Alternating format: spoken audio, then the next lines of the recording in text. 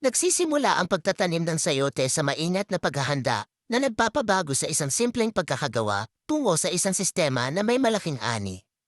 Ang proseso ay nagsisimula sa pagkuha ng isang matibay at may butas na plastik na kaing na siyang magsisilbing pangunahing sisidlan. Maingat itong nilalagyan ng tela o lining na humihinga upang hindi tumapon ang lupa habang sinisigurong maayos ang daloy ng tubig. Susunod, isang mayaman na lupa o growing medium ang inilalagay at pinapantay sa loob ng sisidlan.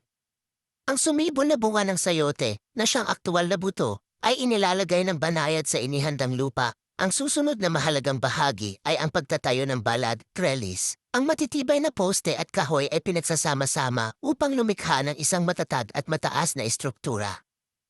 Ang mga lubid o tali ay mahigpit na hinahabi sa balag upang magbigay ng isang critical na network kung saan kakapit at lalago ang baging ng sayote.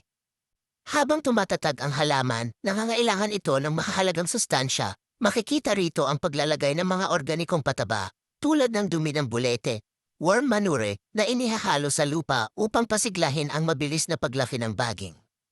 Kapag matanda na, mabilis na tinatakpan ng halaman ang balag sa itaas, kung saan namumunga at nakabitin ng sagana ang mga hugis peras na sayote na kulay luntian. Ang huling yugto ay ang pag-aani. Kapag naabot na ng mga bunga ang kanilang ninanais na katigasan at sukat, maingat silang pinipitas ng kamay mula sa itaas ng balag.